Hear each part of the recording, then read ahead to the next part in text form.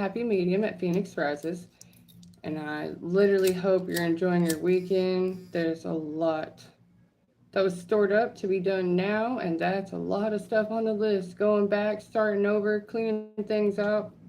The point of this message is some things still need to go. Some things still need to be cleared out. The air still needs to be cleared on some things. The record needs to be straight on some things. The facts need to be known on some things. We're seeking clarity.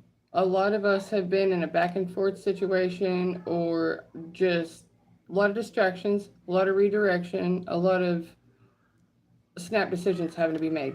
So, if you're not getting a lot of time to even hear your own thoughts, it's best that you use a planner. It's best that you have a calendar. It's best that you do something to regiment yourself. I talk about this a lot on this channel.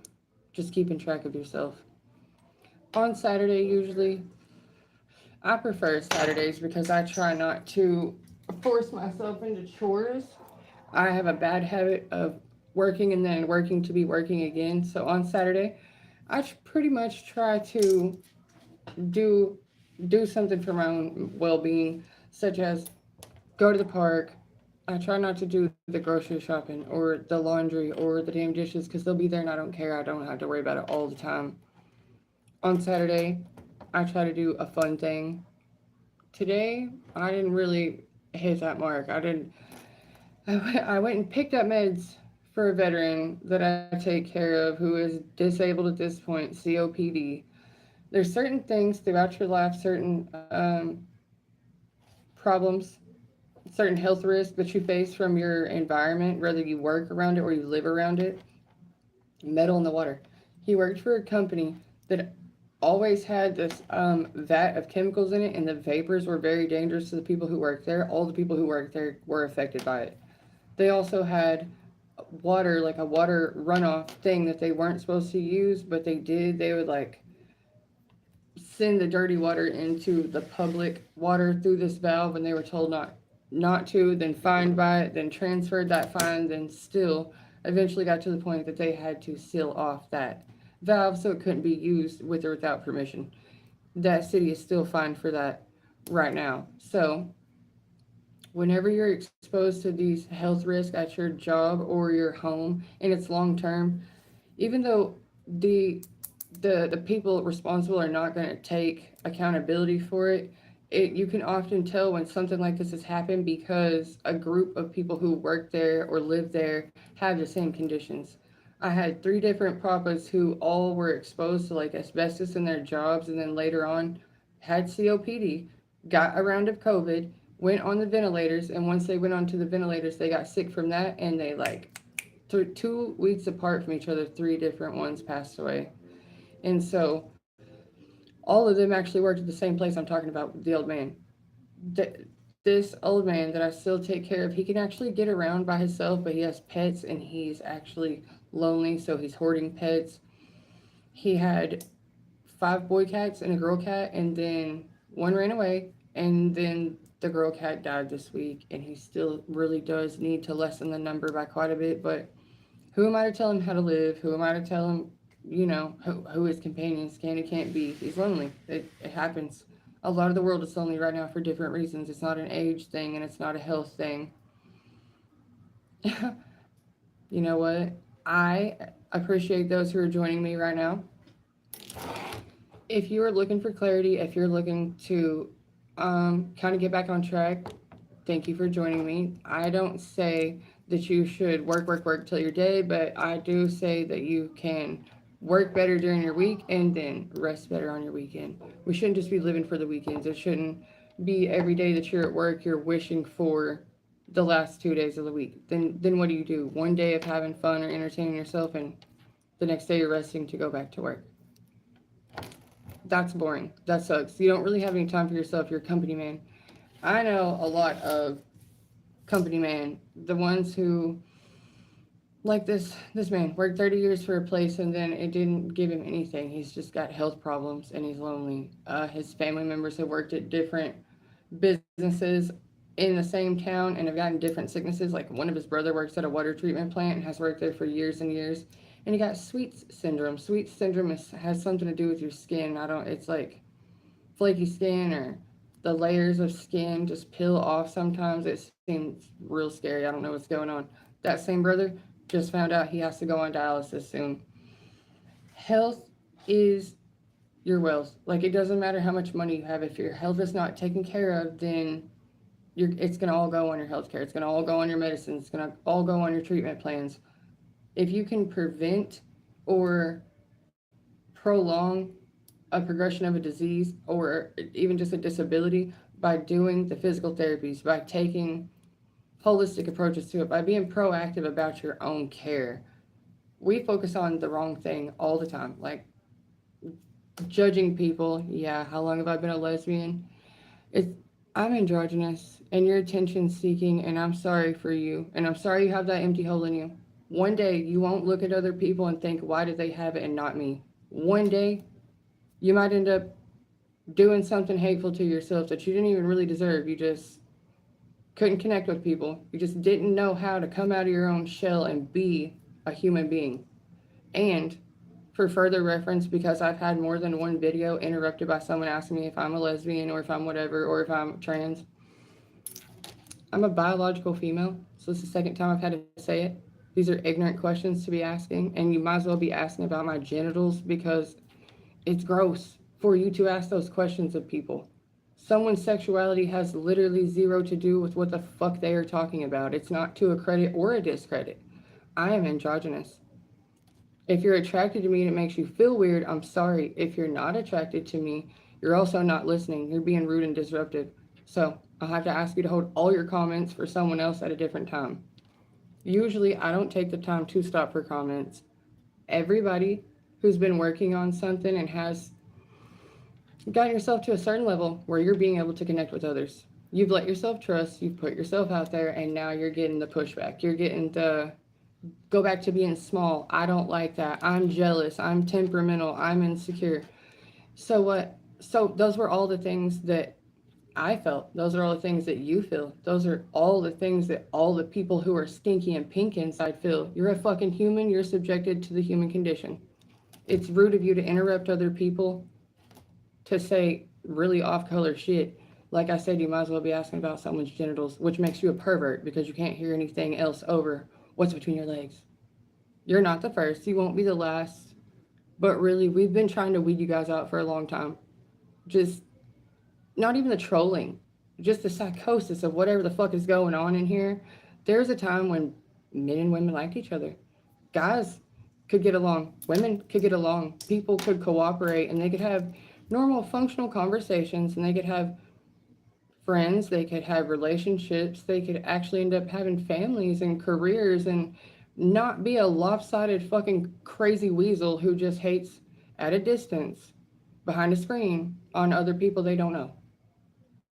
I think we spend way too much time feeding into the hate, way too much time looking for it. That makes you a rage junkie. And you know what? Emotions are actually just chemical reactions inside the body. And whenever a thought triggers an emotion, it's based off of a past experience. So it's really a projection of something that happened before that you didn't deal with. And now something has triggered you to need to vomit that out at an inappropriate time. Case case in point, now that this has happened, we've had to stop for it. My suggestion to you is that you sit and self-reflect for a little while and figure out when was the last time somebody made you feel like your sexuality was in question? When is the last time someone made you feel seen at all? When is the last time you got the attention that you're so desperately seeking? Go back to that. Check that out. Take what's good from it and leave what's bad from it. It's stop living in the past. Stop worrying about who people fuck. Stop thinking that that's a thing, a slur, an insult. It's like calling someone a fag. You know it's a hurt word. You're saying it just to be an ignorant fucking fool. It should hurt you more than the one you're trying to say it to. Stop saying dumb shit and thinking that you're the class clown or that you just ranked up or something. I don't know. I don't know what you're trying to gain in it, but you've gotten plenty of time now. And to the people who, like myself, deal with this regularly, you're very used to it. People just looking at you and deciding who they think they are. I think I'm someone who belongs here just as much as the next person. And I think that people are constantly trying to shit on each other's self-confidence because they don't feel good enough themselves. It's a two-way street. Not every compliment is tied to, I need a compliment. But the disrespect, the snarkiness, the sarcasm, I'm a pretty literal person most of the time, and I don't take the sarcasm and jokes when people say rude shit to each other and then, I'm just joking, I'm just kidding, you're so sensitive. No, you're not. You're a fucking insecure asshole who said exactly what you think and what you feel, but try to disguise it as a joke because you don't even have the balls to say it outright. That's cowardice. I don't respect that. I have come on this channel many, many times and talked about what it's like to be an empath and to try to help the kind of people who would act that way, to try to take care of a COPD addled douchebag veteran who has ran everyone in his family off too, because that it starts out early. You literally start out like that and then end up the guy who's pretty much sick and dying from a job he kept for 30 years and no one gives a fuck about you because you were always rude, and even the orderly who takes care of you talks shit about you on their YouTube channel. Don't be that guy. Don't be that girl. This season, people will be saying what they think. They'll be saying what they feel. They'll be blurting out shit they didn't mean to say. They will also say exactly what they meant to say.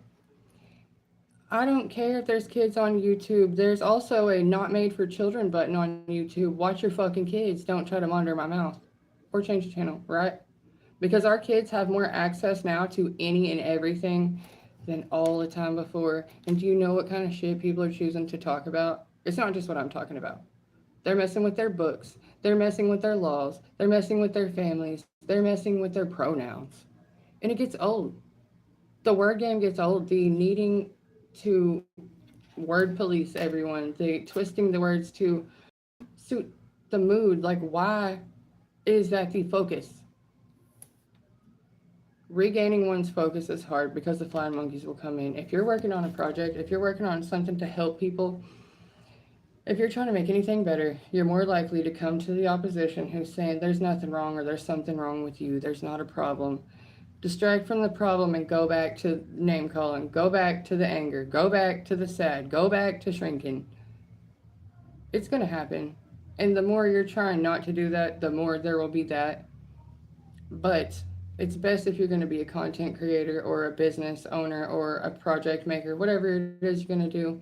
Most of the time, keep your plans to yourself, keep your project to yourself so that people like those other trolls won't get the chance to try to bait you and distract you and cost you and just fuck with you in general because that's all they have to do. They probably won't be moving on from there. They'll probably just sit in a black room drinking Mountain Dew, jerking off or something, making up new words for Urban Dictionary. Who knows? Who knows what'll happen?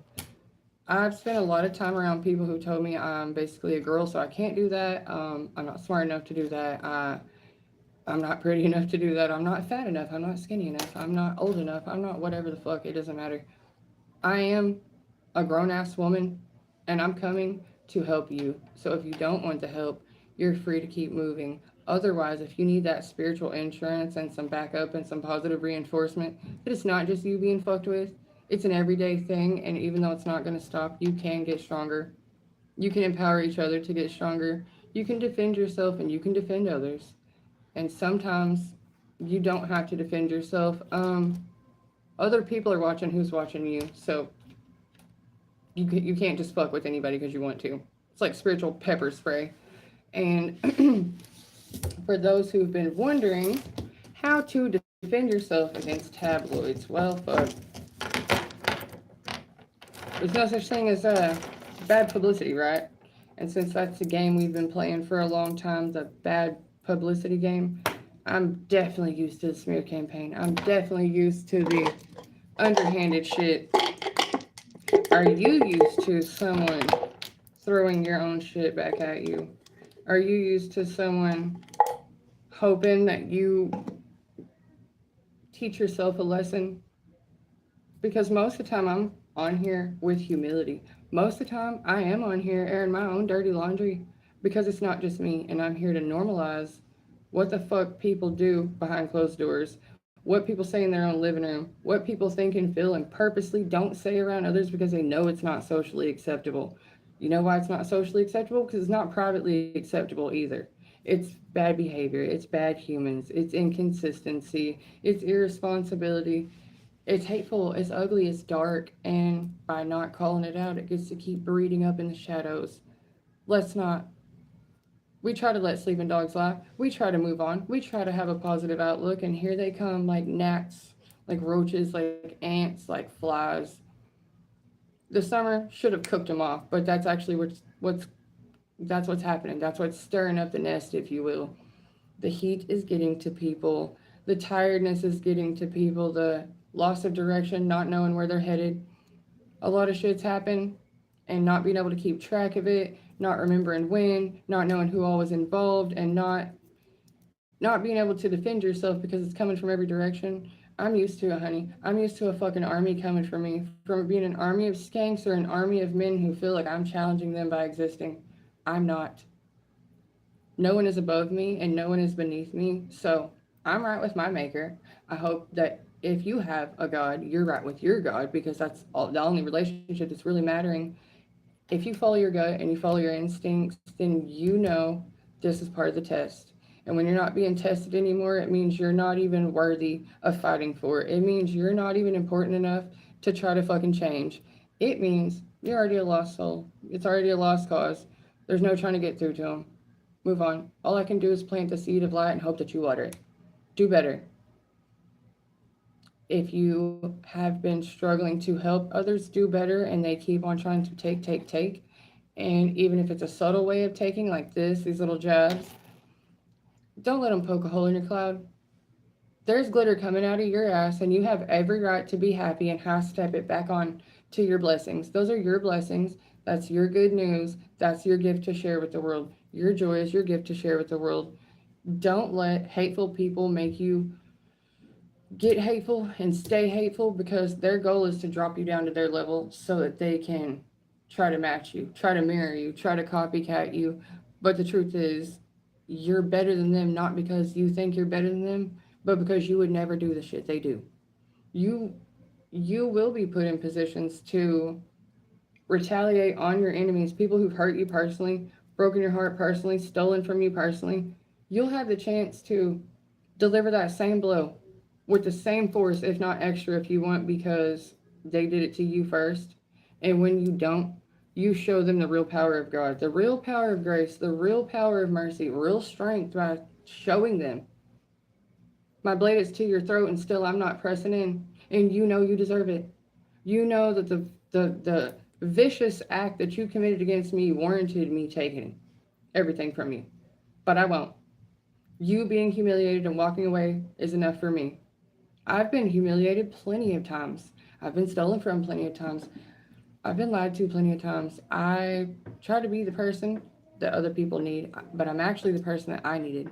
So if you struggle with being a people pleaser or being walled off, and just one too many of the trolls have gotten to you, one too many of the family members have gotten to you, one too many of the coworkers have gotten to you, take a break for yourself, process your own feelings, and like I told the other person, self-reflect and see where it's coming from. See when the last time you were made to feel that way was. What are your triggers? Why does that trigger any kind of response? And heal that, deal with that. The thing that makes you feel like they might be right or they might be calling you on something that secretly you are, it's like imposter syndrome.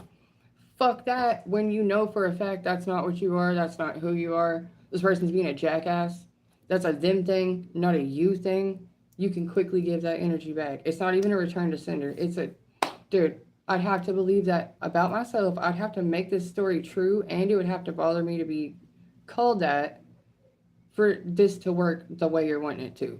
For me to be fucked up about it the way you're wanting me to. Of course I'm upset. You know why I'm upset about the lesbian comment? Because I was raised by gays, and it's very, very fucking disrespectful of you to say lesbian or gay in a negative way, as if as if it should be a cut down. There are certain words that are used just to fucking hurt people, and the kind of person who says it is the one who should be hurt by it. That's it. Because it reveals who they are, and it reveals that they don't have the emotional fortitude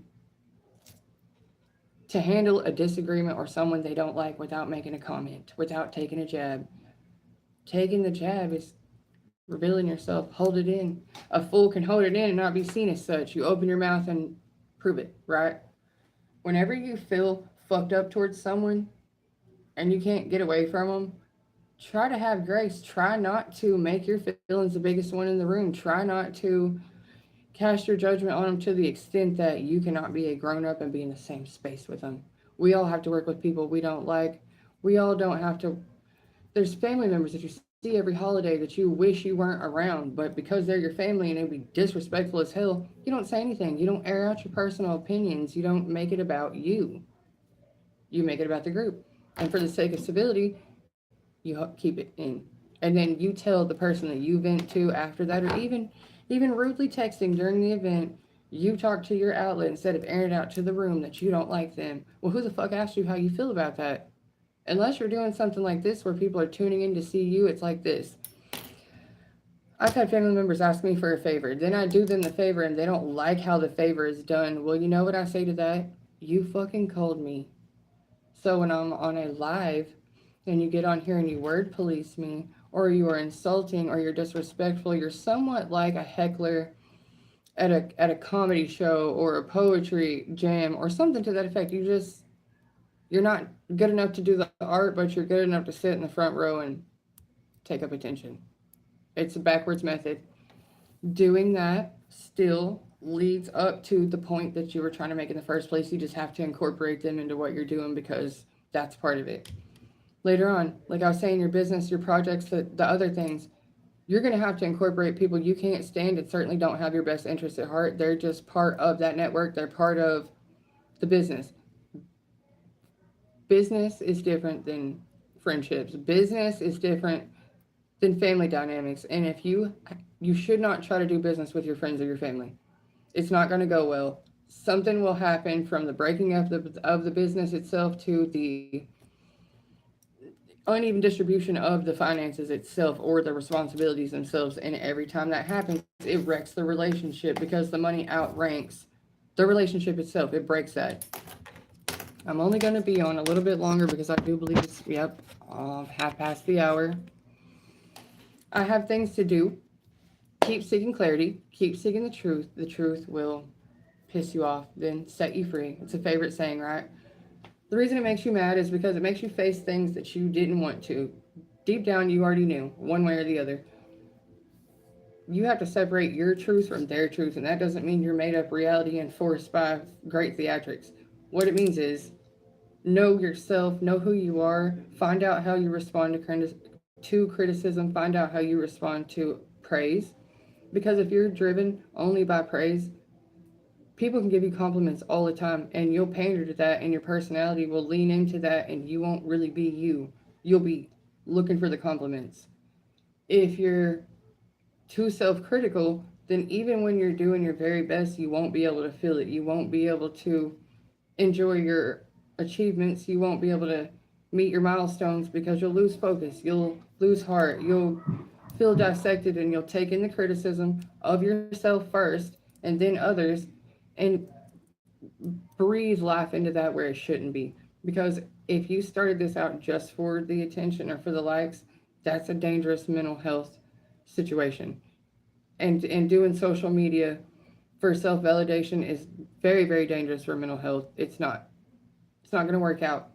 If you're doing it because you have something to say or to present or to teach or to inspire to do, then social media is good for you. If you want to promote a business or an idea or a friend's business or you want to network, social media is a good idea.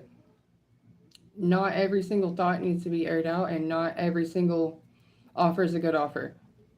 Trust is in short supply, and I mean that's where compromise comes in.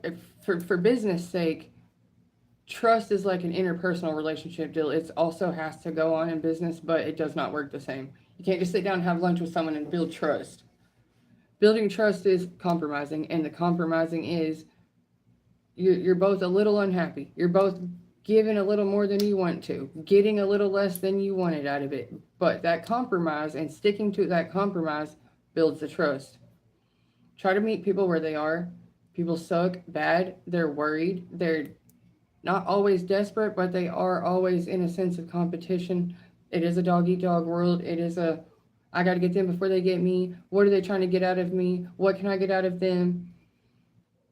it's all very transactional, and that makes it feel empty. And so in order to give value to those transactions and kind of fill up those gaps, it's important to connect with each other, and it's important to try to present a new way to do that. It's important to talk about those feelings with people who would rather not. It's important to air out, if you will, examples of the palette of human emotions. You don't always have to respond with anger or sadness. And even if you have responded with anger and sadness, you can move past it. You can circle back to good again. You can let that shit go and move on, because it's not now a lifelong beef where you have to bomb my channel and I have to threaten your household. But it doesn't have to be tit for tat. Like, you go, I go. You go, I stop. Because there should be no more to it. There has to be a point where the back and forth doesn't make sense anymore, and you just put the sword in the dirt and be done with it and move back to, or learn from, or continue to. I cuss as much as I want to. It's my channel. Do you feel cursed? Are you giving me that much power? I mean, stop scaring yourself. Sometimes it's superstition. Sometimes it's like mere insecurity. I'm not quite understanding where this is coming from. I mean, I am. You guys are behind keyboards. Free to say whatever.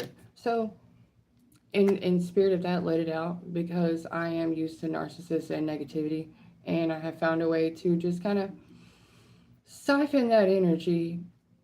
You know, dark energy is still potential. It can still be turned into something else. It can still be jarred up and stored for later like a fucking lotion. I don't know. I bathe in the tears of my enemies. I speak with passion from the heart, off the sleeve. I encourage you to do the same thing. So even when I'm saying don't say that, you're entitled to your emotions. You're entitled to your feelings, even if they're negative and misplaced. It's okay. As a perfect stranger, I'm asking you to get to know your own emotions and figure out where they're coming from, work on it, or accept that you like to feel a certain way and like to use people a certain way, and then kind of build a group of those people around you so that you can get that feeling elsewhere.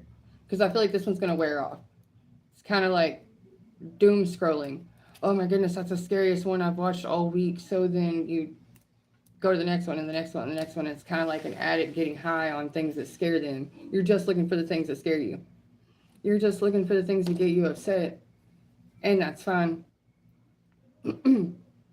I have better things to do with my time. So to those who have better things to do with their time, finish your projects that you already started on. Go ahead and silence the phone so that you don't have to take the solicitors' phone calls, the flying monkeys, whatever you would call it, whoever is just a distraction to you, because they're going to keep coming. They're not actually going to stop you from getting where you're going, but they're good practice. They're the peons. They're the interns, the ones who have to get sent, and their feet are kind of taped to the bike on this one, because they're never going to do anything to get noticed. But if you notice them, it kind of gives like a little clout, little juice. That's all right. The force field gets stronger, the distance becomes greater, and so do you. So do you. Like, their downfall is your uprising. The more they try to bring you down, the more like energy they're giving you. So it's really not a negative. And when you finally have haters, you know you're doing something. But having haters in real life is like being pre-fame without the perks of it. So you start to get a bit of a funky attitude, like, well, I guess since you need the attention, I can share the spotlight with you, and you've become part of the content. So honestly, thank you for helping me make more money. Thank you for giving me dialogue. I can say what I was going to say for the next time, and I can just use all of this one to talk about bad behavior. Friends, in real life, if you will, as I like to say, when you're out there in the streets and somebody wants to shoulder bump you in the grocery store because they're in a bigger hurry than you are, or a relative gets together and gossips for the holiday. What is our next holiday, by the way? Labor Day? Will it be Labor Day? Does anyone know? Whichever one the next one is, there'll be a cookout or something, I think. And then when they get together, it'll be back to school, and then it'll be Labor Day. And they'll close the pools and stuff. Whenever they do that, there'll be basically just people getting drunk together around a barbecue, glad they're not at work on Friday or Monday or both or whichever one. They'll talk shit about each other, conveniently forget that, and then when they go back home and to school, they will all talk amongst themselves, and the next fire will be started. Let's not forget, it's so hot outside, and they've been avoiding each other for all summer long. Now they're starting to get squeezed back in together. They're a little irritated. It was a long trip. Things haven't been going well. Blah, blah, blah, blah. They're going to trauma dump. And when they do, be prepared to either keep it short and sweet so that you don't have to take too much of it, or be prepared to give advice. Be a good relative, be a good friend. Share your experiences and say what you learned while they say what they learned, because it's like kind of a last gathering before everybody's back separated until what, we don't get back together till November. So Labor Day, the cookout, will be the last time everyone actually gets together and chats it up about their summer before they go into their little routines all the way until Halloween, Thanksgiving, one of those two things. Once they do, more stuff will happen, more consequences will happen. All the work that they didn't get done will have been piled up on them, and they'll try to catch up until then. And then they'll kind of be on the upswing.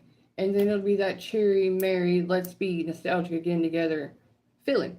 If you choose not to talk to them from now until the Christmas time, you can bet there's going to be some pressure on that. You can guarantee there's going to be some buildup on it. Talk to your family more often. Stay in touch with your kids. Check in with yourself just to make sure that your health is good, that you're not putting other people in front of you. And don't let anybody put you down, honey. You're in charge of your health. You're in charge of your mental well being. And it doesn't matter who says what. You got to like you first. The rest will follow. If they don't, fuck them. Right? I love you. Take care of yourselves. I'll see you tomorrow. Bye.